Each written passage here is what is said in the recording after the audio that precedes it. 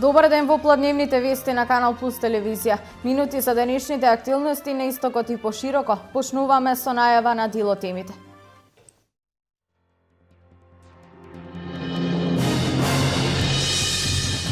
Поради добрите резултати, наредната година ќе се реализира мерката обука кај познат работодавач. До сега на овој начин работа нашле 700 лица во 400 компании.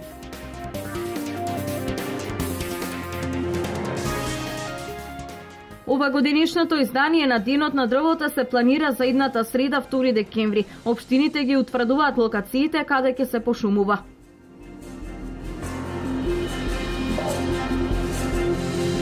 Во Кучани денес се доделени решенија за стипендии на 25 редовни студенти од оваа општина. Од 2009 година Кучани има доделено 171 стипендија.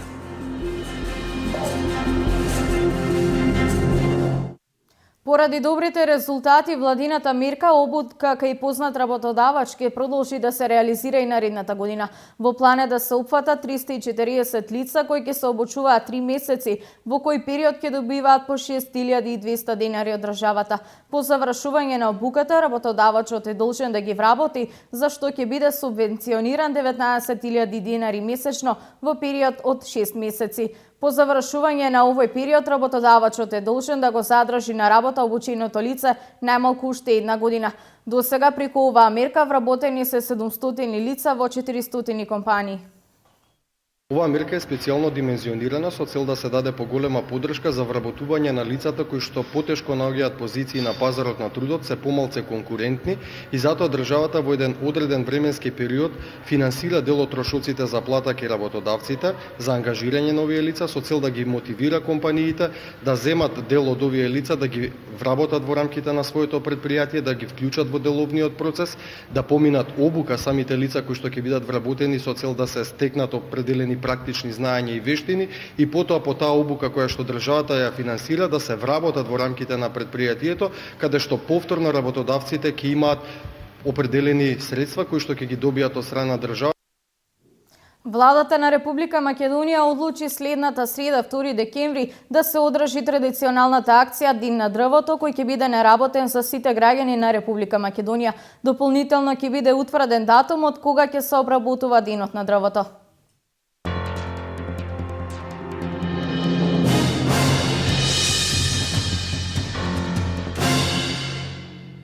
Во Делчево во тек е акција за расчистување на отпадот од дворните места. Од одделението за инспекцијски надзор апелираат граѓаните соодветно да го складираат отпадот за екипите на јавното предпријатие Брегалница да го соберат и транспортираат до градската депонија. Во Делчево во тек е акција за расчистување на растителниот отпад од дворните места, отпад кој што граѓаните треба соодветно да го складираат, за да можат екипи на јавното комунално предпријатие Брегалница од Делчево истиот да го транспортираат до градската депонија. Користиме прилика да ги информираме граѓаните од градот Делчево дека согласно одлуката за комунален ред секој е должен растителниот отпад од дворните места во период од 15 октомври до 15 декември да биде изнесен врзан во снопчиња, ставен на близот на створното место, како би можеле екипите од јавното комунално предпријатие да го соберат. Што се однесува до поголемите гранки, тие треба да бидат врзани во снопчиња, додека ситниот растителен отпад, лишија и слично, треба да бидат ставени во пластични вреќи. Освен собирањето на растителниот отпад, во тек е и акција за подкастрување на надвеснатите гранки на јавните површини. Сега е период од 15 ноември до 1 април, должни се секој граѓанин должен согласно законот за собственост и други стварни права, како и одлуката за комунален ред, да ги подкастат сите гранки од дрвја и било растително од ниска вегетација, било од високостеблисти дрвја, да бидат исечени кои надвиснуваат над јавните површини, односно над тротоарите или над самите улици. Ова акција, како што најавуваат од одделението за инспекцијски надзор, ќе трае во текот на целата есен, а доколку има потреба за тоа, таа ќе продолжи и во одреден дел од зимскиот период. Утринава во Кучани новите стипендисти на општина Кучани ги потпишаа договорите за стипендија. Со одлука на Комисијата за доделување стипендии во оваа студиска година, општина Кучани ќе стипендира 25 редовни студенти од Кучани. Приоритет имаа лицата кои до полнолетството престојувале во домови за згрижување во Република Македонија, како и студентите од техничките факултети. Од 2009 година до сега општина Кучани додели 171 стипендија.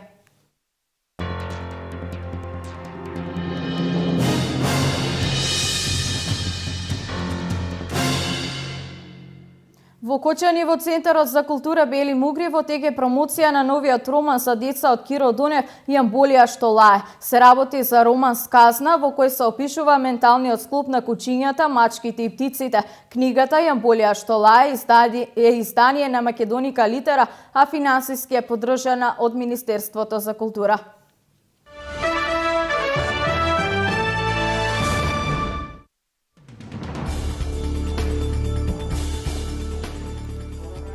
Француската полиција испитува самоубиствен појас кој што бил пронајден на улица во Париз 11 дена по терористичките напади во кои беа убиени 130 лица.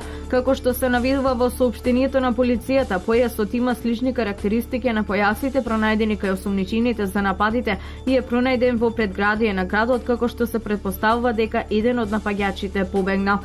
Во меѓувреме белгискиот главен град Брисел и понатаму останува под полициска блокада поради високото ниво на предупредување од можен напад.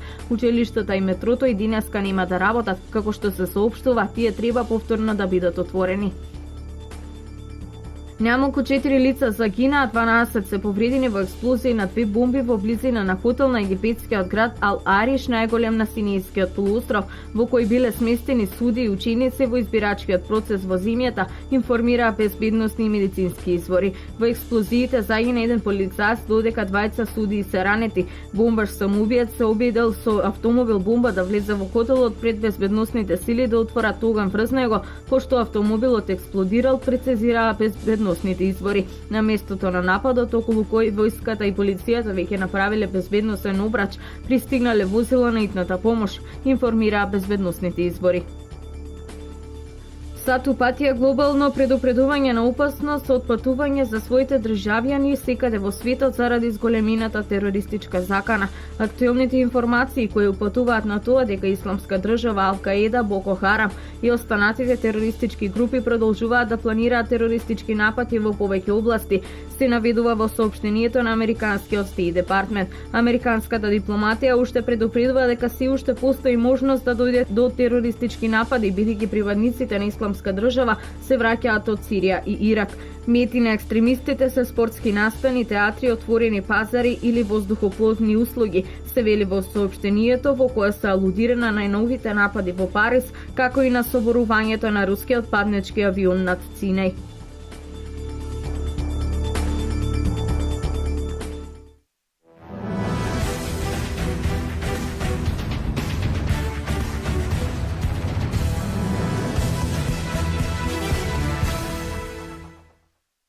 Барем во спортот нема привилегии, квалитетната игра е на увид на јавноста и тука ако се вложиш максимално резултатот подкрепен со среќа не ти бега. После звучните карате имиња во Штип и Кочани можеби наред е и Виница да испрли некој балкански или европски првак во овој спорт. Членовите на карате клубот Лидер за година дена тренинг успешно го кршат ледот во конкуренција со своите врсници од Бугарија и Србија. Високите резултати на меѓународно ниво се стимул за нови сили и за засилени тренинзи кои се одвиваат 2 пати неделно. Можеме да се пофалиме со одлични резултати. Значи, досега од тоа што го работевме, многу сум задоволен од дечињата, бидејќи пред се работи за помали деца. Учествувавме на повеќе меѓународни турнири и остваривме одлични резултати. Например, на последниот меѓународен турнир кој што се одржа во Лесковац, Ипон Куп, бевме со 8 представници и зедовме 14 медали. Задоволен сум од сите дечиња, дори успеавме во категорија 2008 и млади да земеме прво место во машката категорија, значи Јане Постолов зема прво место во конкуренција од 40 дечиња, тој најдобро ја презентираше катата. Исто така 2008 и млади во женска конкуренција Ања Ѓоргиева зема исто така златен медал. Тука може да го спомнеме и Михаила Накиев, кој што во 2007 конкуренција зеде сребрен медал. Јас сум Ања Ѓоргиева, го освоив првото место во Лесковац. Јас сум Михаил Накиев, член на карате клуб Лидер Виница. Освоив второ место во Лесковац.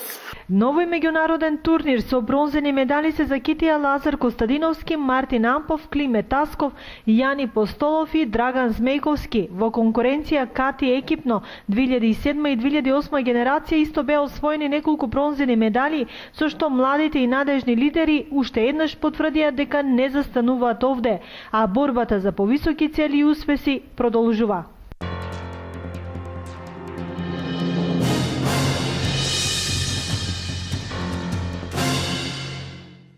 Овде е крајот на вестите. Повеќе за денешните случувања гледајте во Дневникот во 16:30. Имајте пријатен ден.